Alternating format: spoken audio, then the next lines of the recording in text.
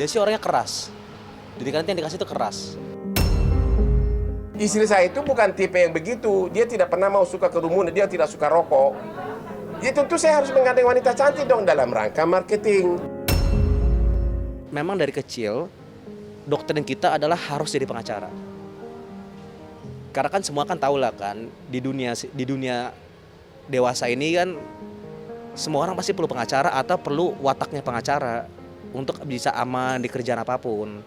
Makanya selama ini diarahinnya harus jadi pengacara karena di situ kita bisa belajar cara ngamanin diri, cara kalau misalnya mau dituntut orang atau supaya nggak dilicikin orang kayak begitu. Nggak dikasih pilihan lain kalau ada berantem tuh bukan karena kita keluarga ada masalah sepele apa. Berantem di rumah tuh pasti karena kerjaan. Ada yang misalnya beda opini, kan pengacara kan banyak opini kan. Apalagi kalau beda opini, terus kalau mau diajak ngomong tentang hukum, itu sama aja nggak ada bedanya sama kalau nggak bahas, ajak ngomong tentang urusan keluarga. Debatnya sama, mentalnya dia kalau mau debat sama untuk urusan keluarga dan kerjaan. Jadi pasti ya sering cecokan kan untuk masalah hukum gitu, iya. Intinya adalah kita itu harus kasih perhatian. Anak saya juga misalnya kalau ada apa yang dipersoalkan, kita ada. Makanya saya selalu bilang di medsos saya boleh nakal, tapi setiap anak membutuhkan saya sama istri, saya selalu ada.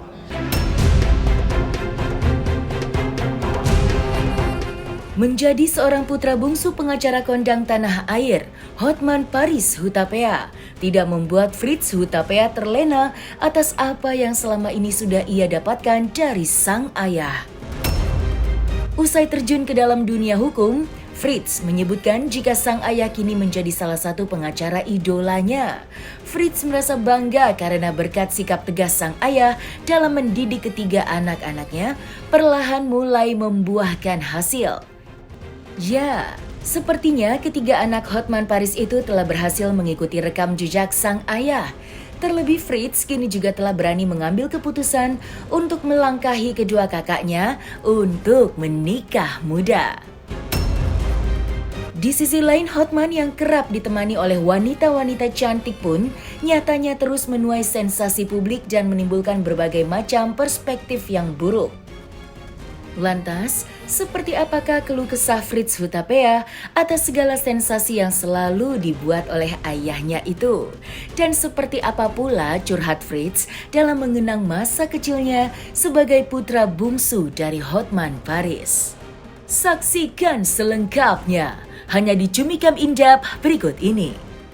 Hai Cumi Lovers, bersama Cumicam Indap kami sajikan kabar lengkap, mendalam dan akurat dari narasumber terpercaya.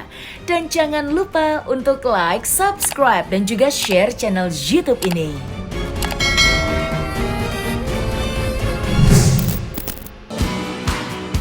Nama Hotman Paris tentu sudah tidak asing lagi di telinga masyarakat Indonesia. Ya, ia adalah pengacara kondang yang memiliki 3 orang anak dari pernikahannya bersama Agustiano Marbun. Siapa sangka jika di balik balutan kemewahan, Hotman Paris rupanya memiliki cara didik tersendiri terhadap Frank Hutapea, Felicia Hutapea, dan Fritz Hutapea. Fritz sebagai anak bungsu menyebutkan jika didikan masa kecil sang ayah cukup keras. Namun berkat sikap tegas sang ayah, Fritz dan kakak-kakaknya pun kini berhasil dalam menyelami dunia hukum dan mengikuti profesi Hotman sebagai seorang pengacara muda. Lantas, seperti apakah curhat Fritz Hutapea dalam mengenang masa-masa kecilnya sebagai seorang anak Hotman Paris Hutapea? Dia sih orangnya keras. Didikan yang dikasih itu keras. Jadi kayak kita pasti nggak bisa tidur bangun siang. Dan buat dia itu jam 9 itu udah siang. Jadi kalau dia udah bangun, dia ngeliat, dia kan biasanya kan orangnya, dia kan tidurnya cepet kan. Jam 7, jam 8 gitu. Jadi dia bangunnya pasti cepet. Jam 4 udah bangun, jam 5. Terus kalau dia ngeliat kita masih tidur, kita langsung dibangunin. Kayak gitu orangnya. Jadi dan ya dia nggak suka aja kalau kita walaupun hari libur, 1 minggu, dia nggak suka kita, di bahasanya dia ya, dia nggak suka kalau kita tuh masih males-malesan. siang-siang masih di rumah, nggak cari kerja apa ini itu, ya harus ada kesibukan lah. Oh iya sih, seperti orang tua manapun sih, malu harus belajar. Kalau salah ya dimarahin. Dan kalau salah tuh hukuman dia tuh bukannya hanya ngebentak, tapi kan kalau pas masih kecil kan ada orang tua yang kalau marahin hanya disuruh berdiri di pinggir atau dimarahin, dibentak atau gimana. Kalau bapakku dia gayanya di ruang keluarga itu di atas kan ada ruang keluarga kan ada TV kan, TV besar gitu kan, TV yang zaman dulu yang kotak gede gitu kan. Di atas TV-nya tuh dia taruh penggaris. Penggarisnya besi, ada yang kayu. Kalau dari segi kerja sih dia memang lagi-lagi dia keras. Dia orangnya sangat, ya pertama teliti, kan memang tuh memerlukan untuk kerjaan kan. Tapi dia tuh nggak bedain kerjaan rumah. Soalnya kan kita kan apalagi kan sekantor kan, kerja pengacara kan. Berarti kan kalau kerjaan kan pasti ada dibahas di rumah kan. Berarti kalau ada berantem tuh bukan karena kita keluarga ada masalah sepele apa. Berantem di rumah tuh pasti karena kerjaan. Ada yang misalnya beda opini, kan pengacara kan banyak opini kan. Apalagi kalau beda opini, terus kalau mau diajak ngomong tentang hukum itu sama aja, nggak ada bedanya sama kalau ajak ngomong tentang urusan keluarga. Debatnya sama, mentalnya dia kalau mau debat sama untuk urusan keluarga dan kerjaan. Jadi pasti ya sering cecokan kan untuk masalah hukum gitu, iya.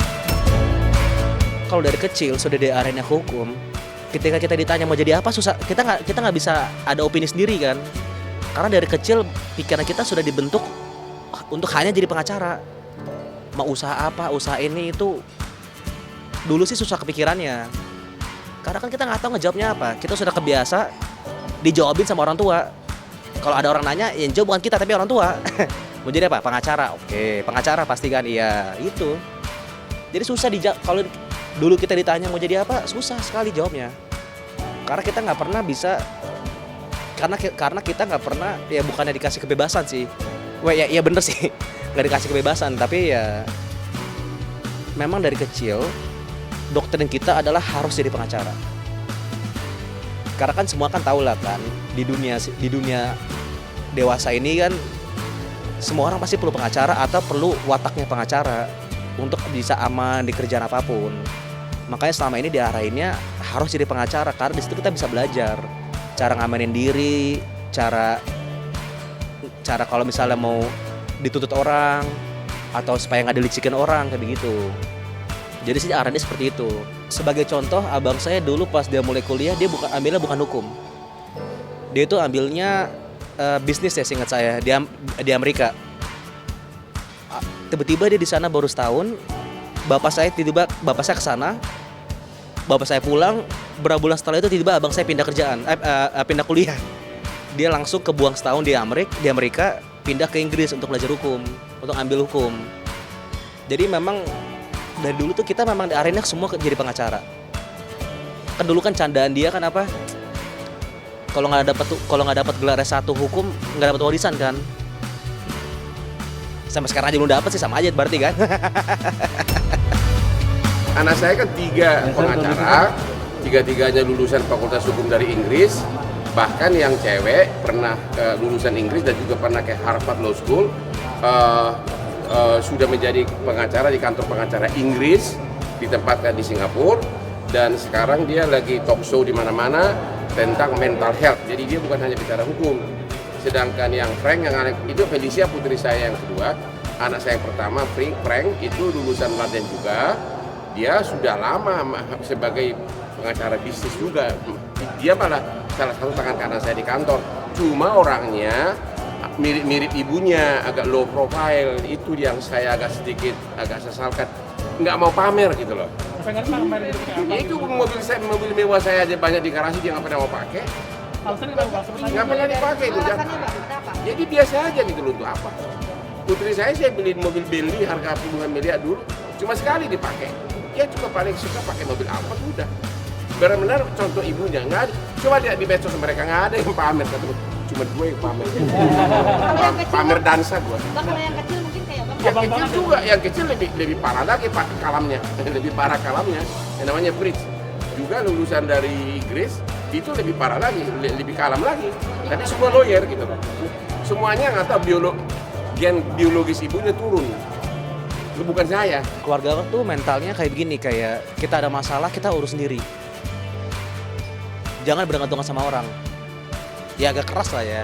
Tapi ya kalau kita orang tua udah kayak gitu, kita masa lawan, masa kita tolak, masa kita mau dia rubah kan? Ya kan kita kan nggak bisa pilih keluarga kan. Kalau kayak gimana tingkahnya, kerasnya gimana itu ya orangnya begitu. Semuanya kayak begitu jadinya. Karena bapakku kayak begitu, mamaku juga. Jadi satu keluarga kayak gitu semua. Jadi kalau kita ada masalah, urus sendiri. Iya, mereka nggak mau tahu, taunya beres.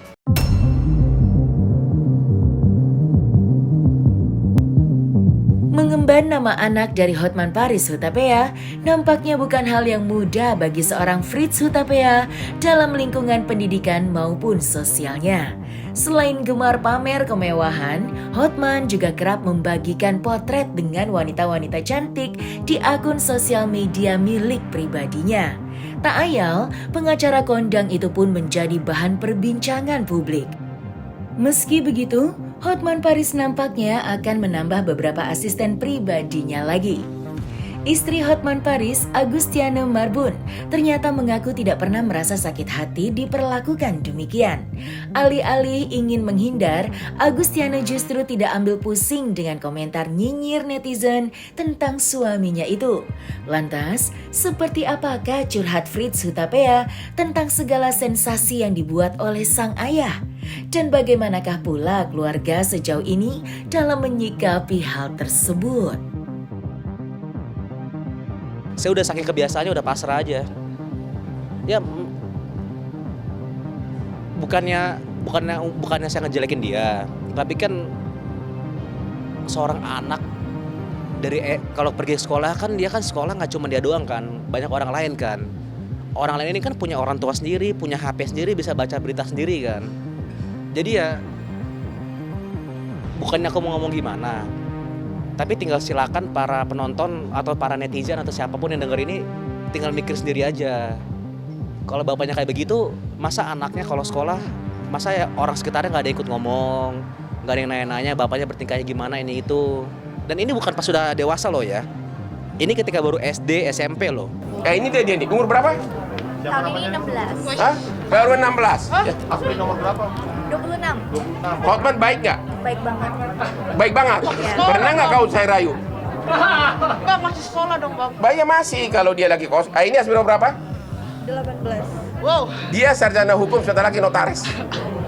Saya yang didik dia, ya. Sebentar lagi dia notaris, sudah hampir lulus. Dari Purwokerto naik kereta api ke sini untuk syuting hari ini. Total ada berapa Bang aslinya, Bang? Sudah 42 sekarang. Targetnya gini loh. Rencana 100 karena ya tentu saya harus menggandeng wanita cantik dong dalam rangka marketing. Jadi murni bisnis. Dan saya lakukan itu tidak ada kaitannya dengan profesi sebagai pengacara. Kalian kan bisa nebak sendiri kan. Udah berapa kali kita ngomong gitu ke dia kan. Saya diwawancara di mana ya. Saya nanya langsung ke mukanya. Pak, itu gunanya ASPRI itu apa sih? Bener saya tanya langsung. Nggak dijawab deh. Kalau dari segi bapak saya sih gini, kan karena tingkah dia semua ini kan terbuka, ya kan? Dia nggak ada sembunyiin apapun kan. Jadi kalau orang menanya ada nggak sih beban punya orang tua kayak gimana, atau kita ngerasa kayak bagaimana gitu-gitu, kan semua orang yang ngeliat tingkah dia sudah bisa ngeliat sendiri. Nggak usah kita harus ngomong langsung. Soalnya karena sudah sangat jelas. Jadi biarlah orang yang ngeliat bapak saya gimana, biarlah mereka membentuk opini sendiri kan. Orang kan bebas ngomong dong. Daripada saya ngomong buat apa? Karena saya ngomong nggak bakal pasti akan berubah kan orang yang saya bahas kan. Intinya adalah kita itu harus kasih perhatian.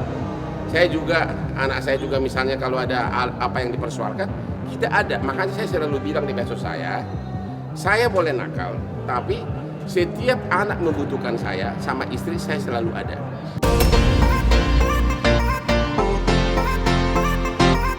Nama Hotman Paris memang kerap santer diperbincangkan oleh publik. Ya, kini kabar bahagia datang dari Fritz Hutapea dan Shen Giovanni. Dari ketiga anak Hotman Paris, ternyata Fritz Hutapea lah yang pertama kali berani mengambil keputusan untuk menikah muda, meskipun usianya paling muda di antara kakak-kakaknya. Di umurnya yang masih tergolong sangat muda, tentu hal tersebut sempat menjadi perdebatan khususnya bagi sang ayah, terlebih tunangan Fritz itu bukan berdarah Batak. Lantas, apakah alasan Fritz Hutapea hingga berani memilih untuk menikah dengan Shen Giovanni? Dan seperti apa pula reaksi Hotman Paris dalam melihat kesungguhan sang anak dengan wanita pilihannya itu?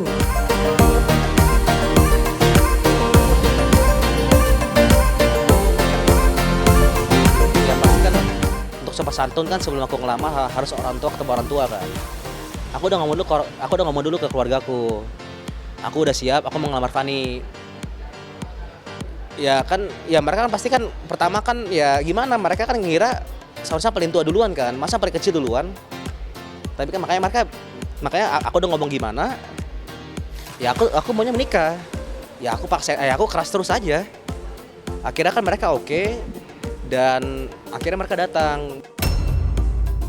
Dari mulai pacaran, setiap kali ada ulang tahun, setiap kali acara tahun baru pasti dia ikut, pasti dia gabung. Dan kalau keluargaku ada acara makan apa, pasti aku ajak dia pasti mau ikut. Dia orangnya benar baik. Yang aku suka dia adalah dia orangnya sangat bersuara, sangat opinionated lah. Dia punya opini sendiri, dia akan bilang ke kita, dia nggak akan tutup-tutupin. Dia ngomong seadanya, frontal dan jujurnya itulah yang aku sangat suka. Bahwa dia tuh punya mental yang dimana dia punya cara pikir dimana dia nggak perlu jadi cewek yang halus-halus, yang lembek, yang ngalah terus, yang baik. Yang baiknya itu yang buat dia tuh baik adalah kita harus ngalah terus, harus kasih lihat dia tuh lemah apa enggak. Dia nggak gitu, dia orang sangat kuat bahasanya. Aku sih udah nggak inget sekarang berapa lama aku deketin dia ya. Tapi aku ingat aku nembak dia ada 20 kali kali. Harapannya ya semua orang juga ingin satu suku kan, tapi setelah melihat tiga-tiganya, kalau Frank juga orang Chinese, kalau Felicia, gue lebih pusing lagi gue. Ya itu dia teman kuliahnya, bule Amerika Filipin, sempat lama saya nggak setujui. Tiba-tiba waktu corona dia sambil kerja di kamar kerjanya di rumah, tiba-tiba nangis. Aku dia dari jauh. Kenapa lu nangis? Tiba-tiba dengan selalu gaya bahasa Inggrisnya, dia bilang saya udah kangen sama dia, saya udah lama nggak ketemu dia katanya. Aduh, akhirnya gue pikir melihat tiap hari di TV ambulans ngantar mayat ke kuburan kan, dalam hati gue nyawa itu kan hidup kita ini kan kita nggak tahu. Ya udahlah, itu masa depan kamu, saya bilang terserah deh kamu, saya setujui, gue bilang. Oke sekarang kapan kau ke London? Pas waktu itu kan sudah hampir bisa. Kapan kau ke London? Oke, pakai kredit card kamu, punya saya kebetulan kan, ambil bisnis kelas berangkat. Sosoknya sih ya anak baik, tapi mereka sudah lama, ya bagaimana, udah 3 tahun. Aku sih setengah bercanda, jujur aku setengah bercanda.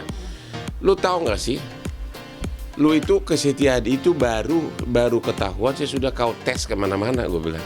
Jangan nanti saya sudah kau kaya, saya sudah kau berduit, dapat lagi cewek yang model begini, model sana, model gini, kau nanti jadi nggak setia, ya kan? Kita makan bakmi, ternyata enak juga, jangan bilang bakmi deh nanti. Ya maksud saya gitu. Tapi ya udah 3 tahun dia, dan itu anak setia lagi sama itu pacarnya. Sedikit berantem, galau, langsung malah nangis malah. Aduh, beda banget sama bapaknya, malah cewek. Kalau gue mah cewek yang nangis. Saya sebenarnya dari dulu ingin mantu saya itu orang Batak, karena biar gimana pun kan saya kan besar di tanah Batak. Dan nanti juga bikin pesta adat itu kan kayak manortor begitu, bawa beras sampai ratusan orang, itu kan sudah tradisi kita. Cuma kalau dia nggak, jodohnya itu mau diapain? Makanya saya lagi mikir nih, agar nanti kalaupun nanti kawinannya di hotel bintang 5, kalau bisa digabungkan, saya mau bikin terobosan, digabungkan resepsi sama adat, karena harus dikasih marka kan, gitu. Saya lagi coba nanti tanpa harus, kalau pesta adat sendiri kan 1 hari dari subuh sampai malam. Saya mau coba nanti bagaimana inti adatnya itu digabungkan dengan resepsi sehingga selesai dalam 2-3 jam. mau bikin terobosan baru. Selesai sudah Cumi Lovers? Bersama Cumi Camp In Depth, kabar lengkap, mendalam dan akurat dari narasumber terpercaya. Dan jangan lupa untuk like, subscribe, dan juga share channel YouTube Cumi Cumi.